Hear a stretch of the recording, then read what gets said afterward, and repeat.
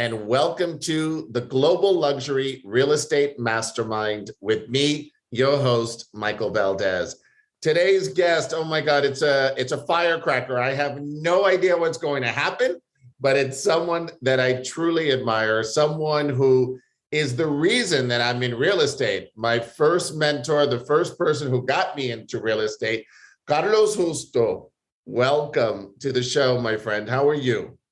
Thank you. Very happy to be here. My first podcast ever. That is an impossibility because you're the man of many firsts. You were the first person ever to have a real estate reality show. Now, for all of you listening, you have to go and look at this. This was called $1 Million Agent. It was on TLC in 2004, shortly after I first met Carlos. And it was, Carlos is a legend. We're going to break this down. He has sold every major celebrity their home in Miami, from Madonna to Stallone to Jennifer Lopez to Ricky Martin. The list goes on and on and on. But Carlos, for those people who may not know you, because I've been incredibly blessed with this podcast, we're now distributed in over 90 countries. So for those people who may not know you, just a very brief history of Carlos Justo and how you got started in real estate. I felt it was the easiest way to being an immigrant, coming into this country with a dream of making it big. Okay, going to school was difficult because it would take so much time.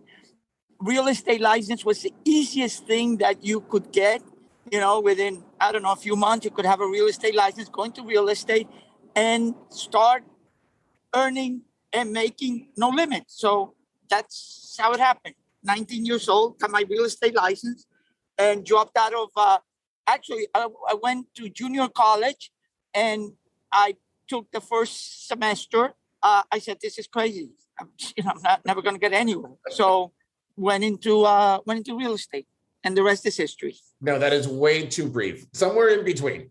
All right, tell me about how you first, at 19, you got licensed. How did you start? Because what you created was an empire, a brand. We're going to break stuff down. Tell me about your very first sale. How did you get involved? My very first sale in real estate was $24,000. I had gone into this company, Coconut Grove Realty. It was run by Francesco Morello, Italian that had come to the United States. And I went to interview. It was only taking 12 agents. I was going to be number 12. And I declined. I went to the interview and I declined. He gave me the job, but I did not take it. Then I came back like a month later. I became the 13th agent. He still took me in. And then there was a sales meeting, a new listing, and they started talking about the listing, you know, how great it was. And so I remembered everything. And then I was doing an open house on my first listing, which was $45,000 on the roads. And I went in an open house and this young couple, they told me that the house was Key West in North Grove, Anyway, so the young couple, and it could not be shown for a week because apparently there was a tenant in the property. So I go to the open house, this young couple come in, they've sold their place in Key West, they're moving to Miami. You know, I remember the house Key West. So I start describing the house. I start telling them everything. I have, I think, a picture of the house. And I said, but I cannot show it to you. So they went and they drove by the house. 2 hours later, they came in and they said, we want to put in an offer. I said, but you haven't seen the house. Anyway, bottom line is they put in an offer for full asking price. Okay. I don't know how to prepare a contract. So one of the other agents was in the office after my open house, helped me prepare the contract. 24,000. I handed the contract in. I did not know. Like 4 days later, I'm asking, you know, what happened? And the listing agent, we then became very good friends. But the listing agent says, well, what do you think? You know, you got the deal. It came in full price. Anyway, so I saw my first house. I never saw the house. And the clients bought it. They were happy. Everybody was happy. I was happy. I said, this thing is easy. It's going to be very easy. Carlos, anyway. I still don't think you know how to write a real estate contract, by the way. No, I don't. Okay. All right. So now that was the first bite of real estate, and now you're hooked. No? So now tell me how you get your first celebrity client. because you built an incredible career with so many celebrities that have trusted you. I mean, that can be a long conversation, but Make it shorter. I will try to fast forward it for you. So I worked for the Morello company. He then expanded. It was great for a while. Then a friend of mine tells me Miami Beach is a place to go to. That's where it's going to be a renaissance and so forth. Michael, this is before you were born. So anyway, and so I go to talk to my broker. Said, you got to open an office over there, because that's where I should go. Anyway, so I don't know how the heck it happened. He didn't open the office. So I went to work for the Kai's company there. I started. I loved the market. I loved everything. I had great training because, it was a lot of religious Jews, Hasidic Jews. They are the best freaking negotiators. So I learned from the best. Okay. I mean, representing them. They always want to buy 20 cents on the dollar and they want to sell for 150 cents on the dollar. So it was great.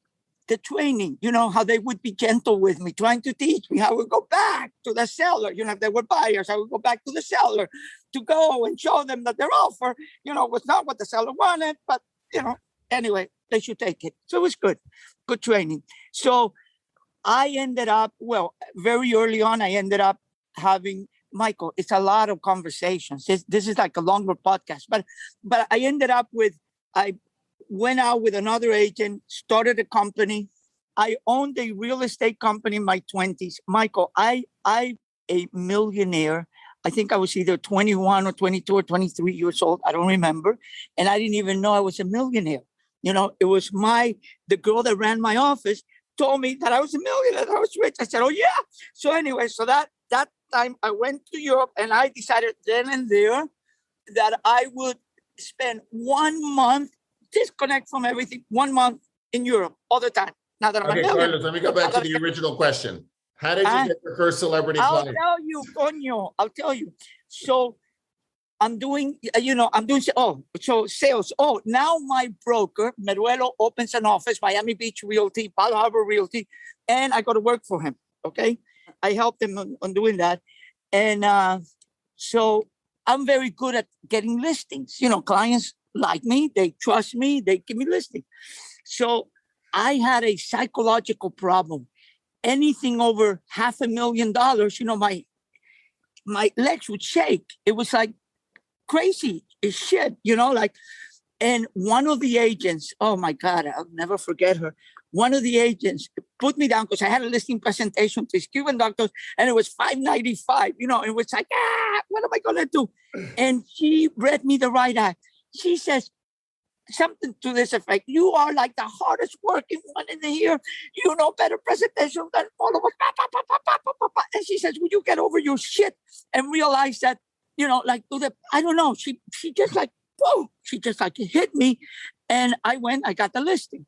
And Michael, from then on, I said, okay, so I'm going to go after the big listings. Okay. So I started going after the big listings, but things did not, and the big listings there was nothing over $1 million at that time, sure. Everything under $1 million.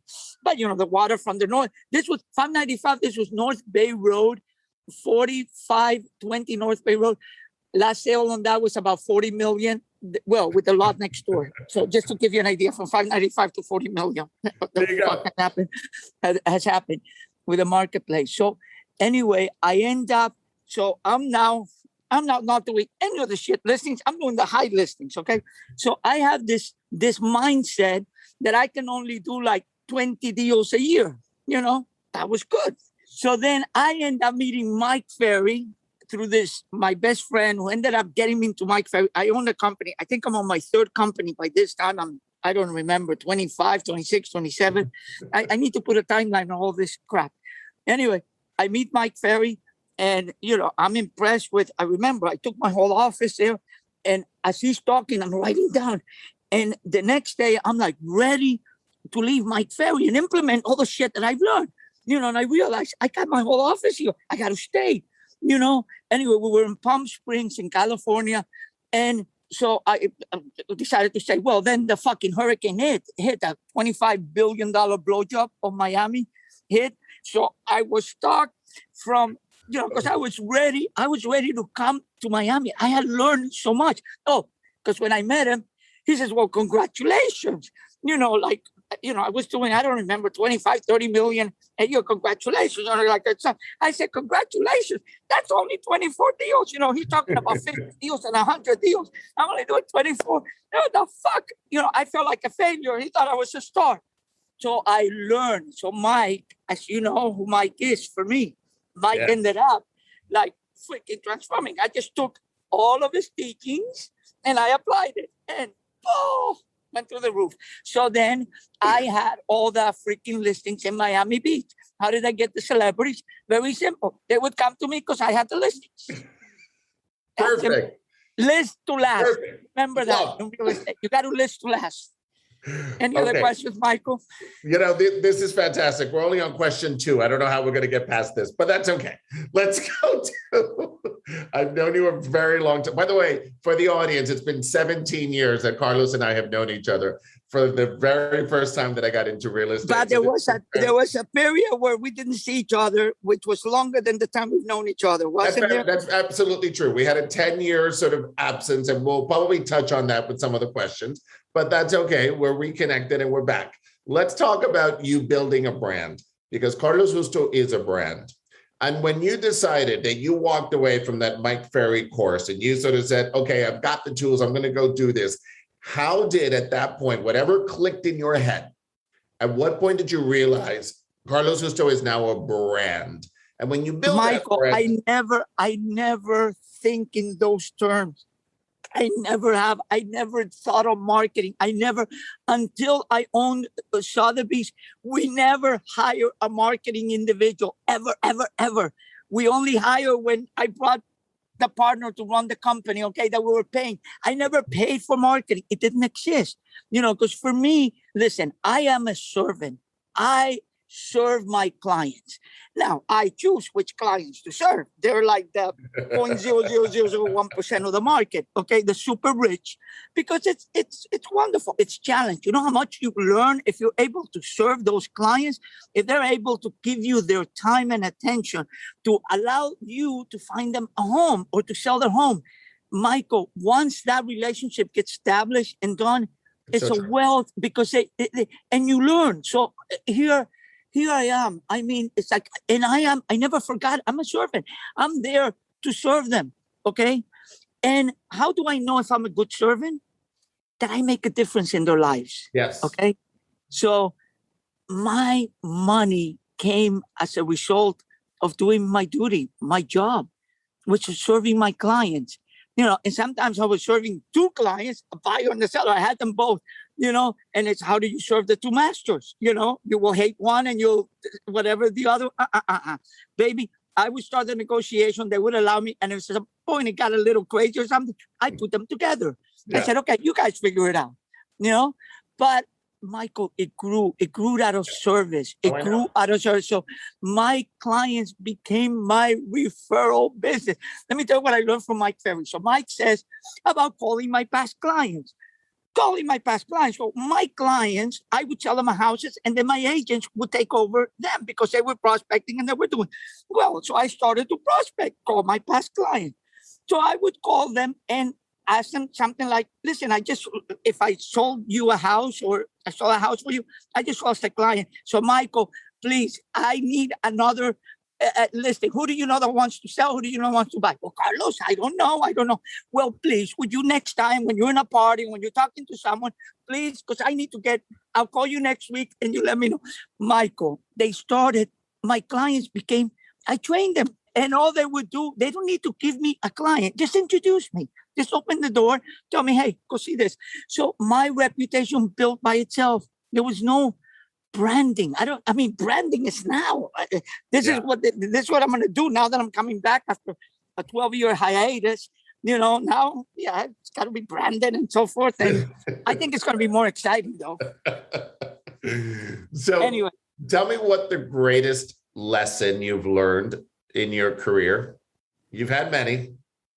Well, the greatest lesson and the basic foundation is the truth. Speak the truth. Michael, being in sales is so easy for a client to ask you a question and you will just give an answer that is made up, okay? That is not based on reality. It's, like something, what is something worth? I learned a long time ago that what something is worth, especially in market ideal, something is worth what someone's willing to buy and sell for. That's right. what it's worth. Forget an appraisal, forget all of that bullshit. It is. If you got a buyer and a seller, they're going to price, that's what it's worth. Otherwise, it can sit there for 10 years, 20 years, or whatever. So I realized that, oh my God, it is the truth. If you don't know the answer, find out. How big is the lot? How big is the square footage? So I never learned freaking contracts. That's what attorneys are good for. I don't need to understand a contract, and when the contract started becoming too complicated, my contracts are very simple.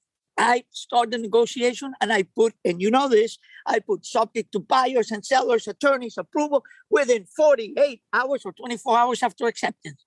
Okay. Let me get the attorneys out of the way. And the clients, let me negotiate. And then each one of them can take it to an attorney and the attorneys can do whatever. But at least I got the negotiations out of the way. But the truth, if there was one lesson, the truth, always the truth, it makes your life so easy. And especially now, in a world where information is at everyone's hands. Look at that shit that's going on, the misinformation that's going on in the world. Of course. Look, the idea that the buyer or the client has more information in most cases than the agent does. So in some cases, they're just really trying to establish that relationship. That credibility, Michael. Exactly right. Once they get you on that, that's it. The trust factor drops, and then that's it. You don't have the power. It's gone from you. They'll question everything else the agent is going to say for the rest of that relationship. Correct. Everything else. Okay. Now let's talk about, anyone's going to Google Carlos Justo. So let's talk about adversity. Now, but you realize that I stayed off the grid. When I filed bankruptcy, I got off the grid, including my phone number. So I don't have Facebook. I don't have nothing. Talk to me about that. Talk to me about that time where it was difficult for everyone. It was, Michael, I had to go through what I went through because I can go and say, hey, this one's to blame. But, when you point a finger at someone, there's 4 pointing back at you. My ego ran my life. Okay. I had enough money.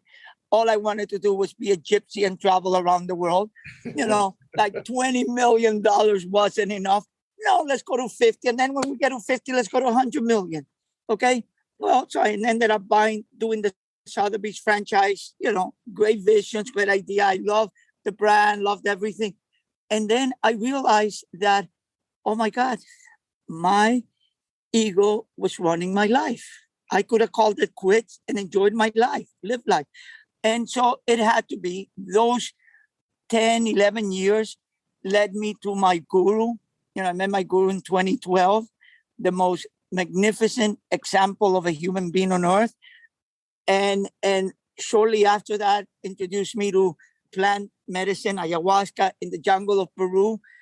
And the first time I did it in Peru wasn't in the jungle; it was in Cusco, in the valley. But anyway, ultimately, between those two experiences, my guru, which I love and adore, and my shaman now that I had met other shamans, but I met this one in October of last year, mid-pandemic, and since October till now, I've been in the jungle of Peru like 6.5 months, and now I'm going back for another 6 weeks next week. Okay, and after that, I think she will be complete with me.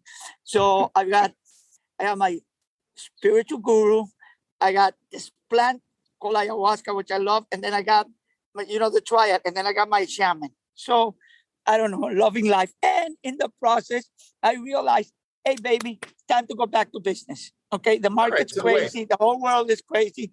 Go back in business, make some money, and do whatever you want with it. So let's talk about that. Money is good for two things, Michael. To enjoy it, spend it on yourself, or to do something good with it. Or both. And you enjoy improving the world. And keep enough for you to live the rest of your life. But you will realize that to keep the rest of your life, it's only a percentage of what it is people are hoarding. People don't realize how money is such a powerful tool that it can control you. It used to control me. It don't control me no more. I control it. Well, first I got to bring it in. I got to start All making right. it. So you went and became very introspective. You had a time, a very significant period of time that you took away from the business, and you found a spiritual path. And now you are back, and you're a powerful person. People that see this will see it instantly. And I've known you a long time, and I know that there is if I was betting on any horse, it would be on you. And that is exactly what is going to happen. So tell me about now the resurgence into the industry, because this is probably the most focused I've ever seen you when you start talking about the business. Did that Well, Michael, bring you back? What I've known about the business, my 40 some years of being in the business, is that salespeople really belong out in the street selling and talking and dealing with buyers and sellers, not in an office. So when I met you, you know how it happened with Mickey and asked me about you, and I made the phone call and so forth.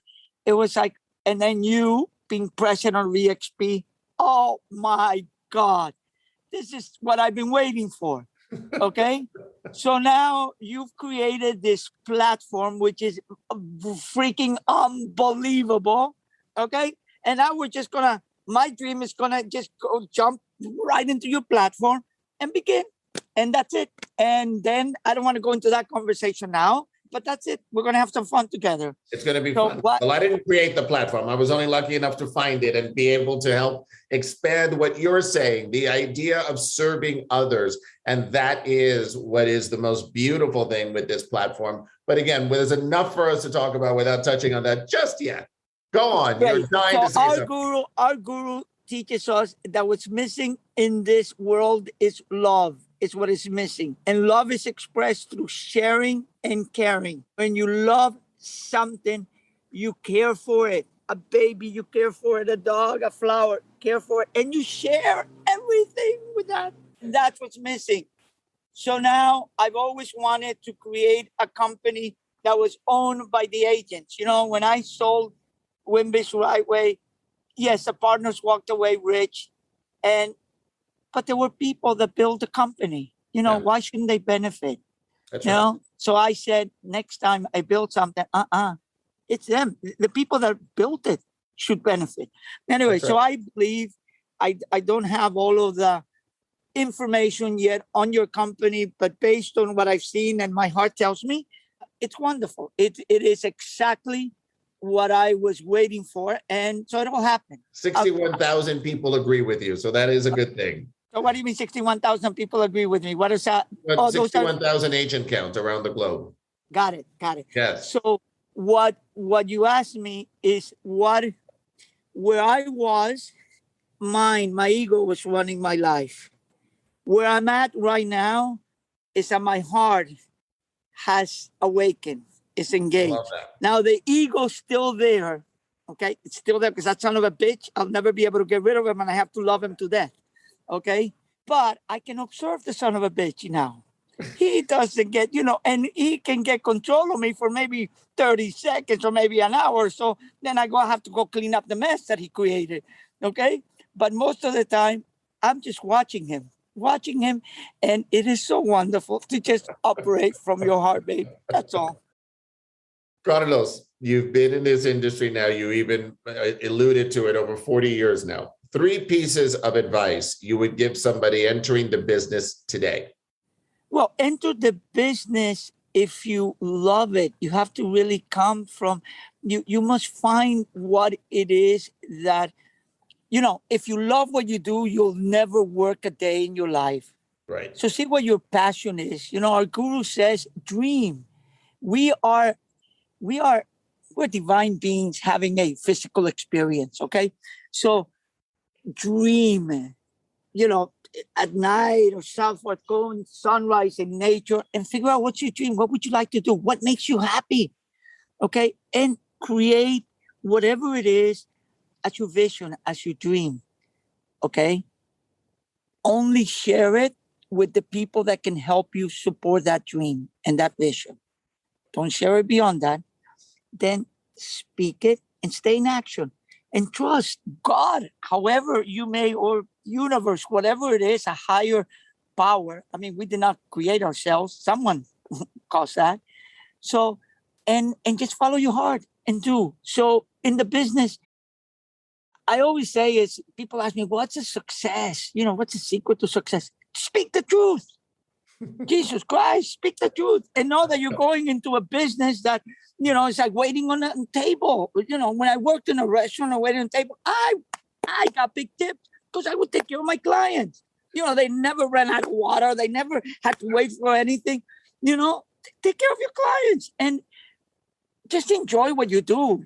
You know, what's happening in the world today, we're talking right now, and tomorrow, we may be gone. We may go to sleep tonight and not wake up tomorrow. So live every day as if it was your last, and speak the truth, and just love life. It's simple. Don't complicate it. Okay, so I'm sure there was 3 pieces of advice there somewhere. We'll leave it there, but that's okay. So, I think you're having too much fun with this. Well, listen, it's sort of like there's no way to rein you in, so I got to let you go. It's like training a wild horse. It's not possible. Tell me this, Carlitos. In your book of life, what is this chapter called? Awakening, renaissance, transformation, explosion. All the dreams come through. Babe, this is my last go at it. You know, by the way, I'm 41 now, even though I was born in 55. And when I go back to the jungle for another 6 weeks, when I come back, I'll be probably 38 or 36. Okay, so you're Benjamin Buttons. Yeah, you got to realize that the cells in your body every 6 months are all brand new.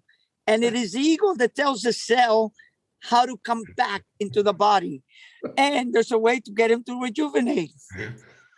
But you have to go to the jungle and be in the jungle. You cannot, do this by just, popping a pill and thinking that, you're going to rejuvenate. Ain't happening, baby. Okay. Carlos, you have such an amazing spirit. I am so glad that we have reconnected. You are a teacher. You still teach me things. You were a wonderful mentor to me. And I'm so glad you're back in my life. Thank you for this conversation. Thank you, Michael. And Michael, I appreciate you acknowledging me for everything that I have done in your life. Let me just tell you that all I've been is a facilitator. Okay? I was only an instrument. That your heart, I was on the path on your heart to deliver whatever messages or lesson. You are the one, my dear friend. I am so honored. I was so happy when Mickey told me that you were in this company and then president of this company. It was like, I'm kind of like a daddy, proud of me, boy, oh my God, there it is. So thank you so much for loving me. Thank you, Carlos. And really, thank you for inspiring so many, including me, and for that sort of lesson, because that is now in a privileged position for me to help others. And that was the legacy and the continuation of what started with you. So thank you for that. God bless you. And let's play, Michael. Let's do it. There's a world out there, okay? I'm not just stuck in Miami. That's right. Wait. And thank you for all of you for listening. This has been the Global Luxury Real Estate Mastermind with me, your host, Michael Valdes.